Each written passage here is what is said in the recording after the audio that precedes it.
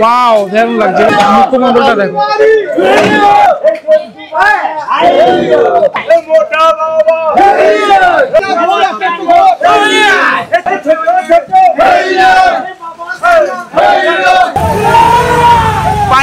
Finally কিন্তু উঠে গেল। প্রত্যেক বছর পুজোর ঠিক আগে আগে বিভিন্ন যে স্টুডিও, শিল্পীদের স্টুডিও, তাদের স্টুডিও থেকে ঠাকুর বেরানোর যে মুহূর্তটা সেটা আমি তোমাদেরকে তুলে ধরি। আজকেও সেই মুহূর্ত তুলে ধরবো 2025-এ স্বামীজি স্পোর্টিং ক্লাব, যেটা হাওড়ায় অবস্থিত। এই হলো শিল্পী ভাস্কর শ্রী প্রদীপ রুদ্র পাল, তার একটি স্টুডিও। তার স্টুডিওর সামনেটাতেই আমি এখন রয়েছি। ঠাকুর বেরাচ্ছে ঠিক এখান থেকেই। স্বামীজি স্পোর্টিং ক্লাবের ঠাকুর এখন বেরানোর যে মুহূর্তটা সেটা দেখাচ্ছি তোমাদেরকে। এই যারা বের করছেন, খুব কষ্ট হয় এটা বের করতে, পুরোপুরি বের করতে অ্যাকচুয়ালি।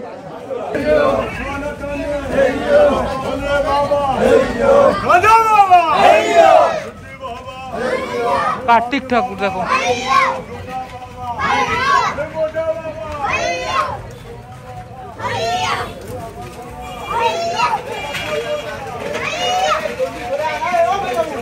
দেখুন কার্তিক ঠাকুর বেরোনোর পরে এবার মা সরস্বতীর পালা। বিদ্যার দেবী মা সরস্বতী, তাকে কিন্তু এখন এই স্টুডিওর অংশ থেকে বাইরের অংশে বের করা হচ্ছে। আর এদিকে অন্য একটি মা দুর্গা, তার যে রঙের কাজটা সেটাও চলছে এখানে। মানে এই টাইমটার জন্যই আমরা বাঙালিরা কিন্তু অপেক্ষা করি, একটা বছর অপেক্ষা করে থাকি। আবার সেই মানে এই পুজো হয়ে গেলে আবারও 2026 সালের পুজোর জন্য অপেক্ষা করে থাকবো আমরা। কি বিশাল বিশাল ঠাকুর, কি বিশাল বিশাল প্রতিমা। আর এগুলো একমাত্র কলকাতার দুর্গাপুজোতেই দেখতে পাওয়া যায়। ওনারা যে কথাগুলো বলছে সেগুলো একটুখানি আপনারা খেয়াল করবেন, ওগুলো বললে অ্যাকচুয়ালি এনার্জি পায়। ওপরে এই চালির যে অংশটা সেটা মনে হয় কোনো না কোনোভাবে ওখানে ঠেকে যাচ্ছে, সেটাকে এখন ওই সরানোর যে কাজটা সেটা চলছে। এগুলো টোটালটা না পার্ট বাই পার্ট থাকে, মানে সেগুলোকে সরিয়ে সরিয়ে আবার কাজ করা হয়। মায়ের মুখটা কিন্তু খুব সুন্দর। একটা বছর আগে দেখেছিলাম মাকে, আবার একটা বছর পর চোখের যে পাতাগুলো সেটা দেখো কত সুন্দর লাগছে দেখতে। সাজটা দেখাই, খানিকটা ঠিক এরকম, কি বিশাল না, দারুণ বড় প্রতিমা। আমি জানি না পাশের ঠাকুরটা ঠিক কোন ক্লাবে, কিন্তু এটাও যে তৈরি হচ্ছে তোমাদেরকে চালচিত্রের অংশটাও দেখানোর চেষ্টা করি। একদম ওপরটা দেখো, ওপরটা খানিকটা ঠিক এরকম। এখন অবধি এখানে রঙের প্রলেপ মানে পড়েছে সবে মাত্র, আরও তো কাজ অনেকটাই বাকি রয়েছে সাজানোর যে কাজটা। চক্ষুদানও এখন অবধি হয়ে ওঠেনি। মোট কথা সমস্ত ঠাকুরই এখানে বড় হয়। তুমি যদি বাহনকে দেখো, শুধুমাত্র বাহনটাই এখানে মোটামুটি 3 ফুটের 3.5 ফুটের বাহন রয়েছে।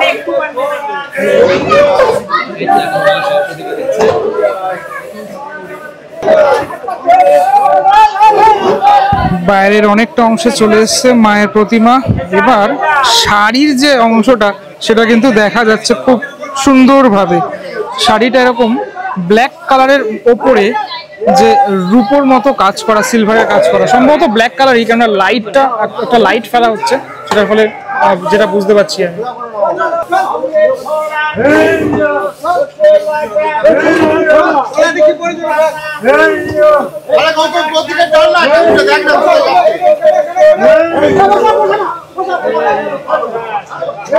কতটা রিস্কের কাজ দেখে বুঝতে পারছো তুমি।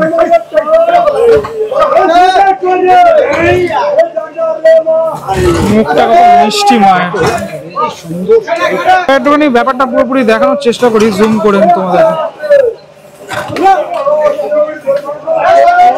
এভাবে ঠাকুর তো বের তো করা হয়, বের করে মেন রাস্তায় নিয়ে যাওয়া হয়। কতজন মানুষ একসাথে কাজ করছেন দেখো এইভাবে।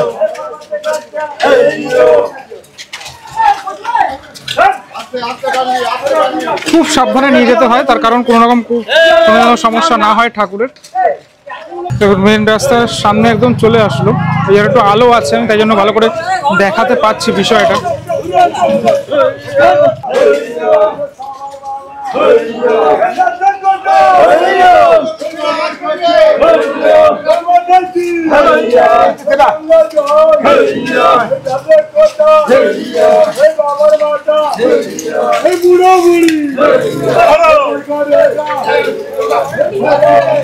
ঠাকুরের সাথে সাথে চালচিত্রের অংশ সেটা অনেকটা যেহেতু বড় হয়ে থাকে, সেটাকে ওরকম করে মাথায় করে নিয়ে যেতে হয়। ফাইনালি মা দুর্গা, এবার মা দুর্গাকে বাইরের দিকে বের করা হচ্ছে।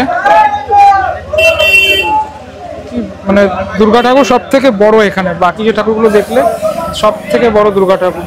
মানুষগুলো দেখো কতটা ছোট, ঠাকুর কতটা উঁচু হাইটে।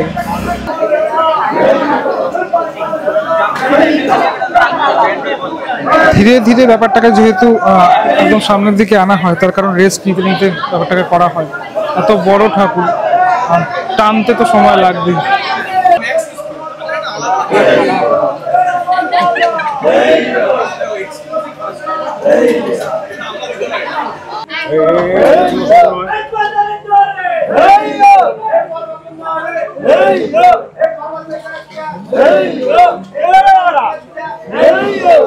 তুমি ভালো করে লক্ষ্য করে দেখবে এই যে শব্দগুলো ব্যবহার করছে ওনারা, খুব এনার্জেটিক শব্দগুলো ব্যবহার করে।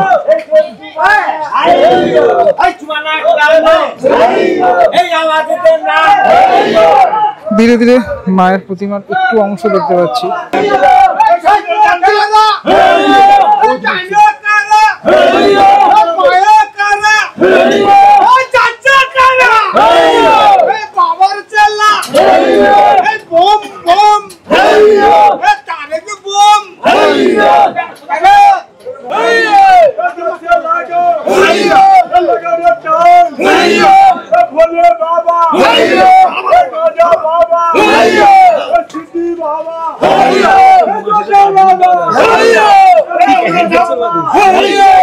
পুরোপুরি ঠাকুর বেরিয়ে গেছে, আমি একটুখানি দেখাই তোমাদেরকে।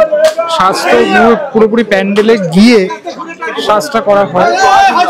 কি বিশাল অসুর, বিরাট আকারের অসুর কিন্তু এখানে রয়েছে। সাজটা এখন অব্দি খানিকটা এরকম। মায়ের মুখমণ্ডলটা দেখো।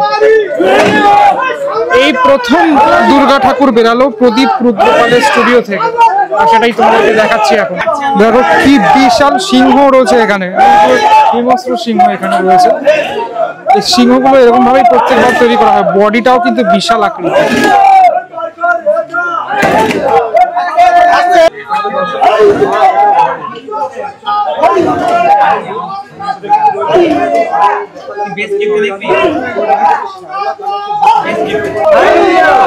দেখুন এই রাস্তার উপরে কিন্তু চলে আসলো সবাই।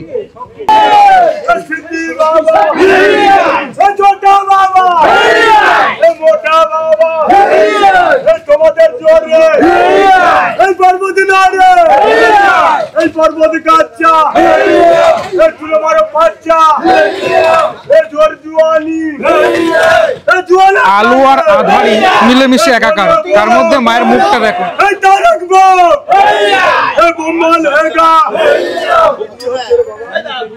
আমার একদম সামনে চলে এসছে, মানে মেন যে রাস্তা এখানটাতেই এখন টার্নিংটা নেবে, মানে মেনলি ঘুরবে এই জায়গাটাতে। এখান থেকে একটুখানি দেখাই তোমাদেরকে একটু জুম করে। কিছুটা লাইট পড়ছে যেহেতু, আলো পড়ছে যেহেতু, এই যে শাড়ির যে কালারটা সেটা দেখতে পাচ্ছি, সেটা হচ্ছে ওই একদম যে ডার্ক গ্রিন হয়, শ্যাওলা কালারের যে গ্রিনটা হয় সেরকম একটা কালার ডার্ক গ্রিনের মধ্যেই রয়েছে।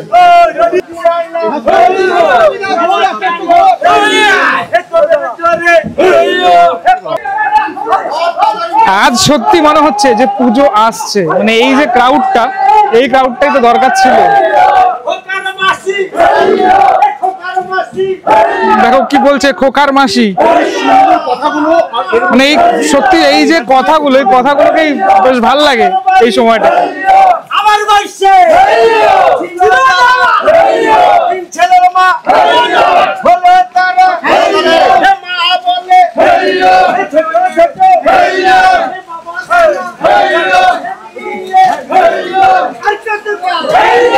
ওয়াও দারুণ লাগছে ভাই, এখানটাকে পুরো দেখা যাচ্ছে।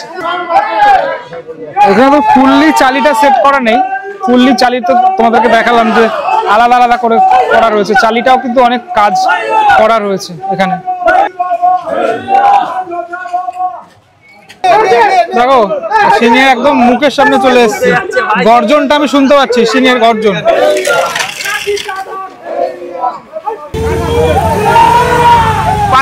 ফাইনালি কিন্তু উঠে গেল গাড়িতে ঠাকুর।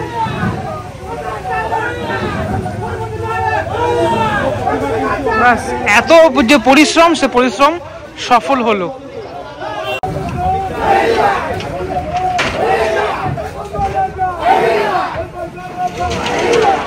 একদম গাড়িতে মহার ওঠার যে মুহূর্ত সেটা।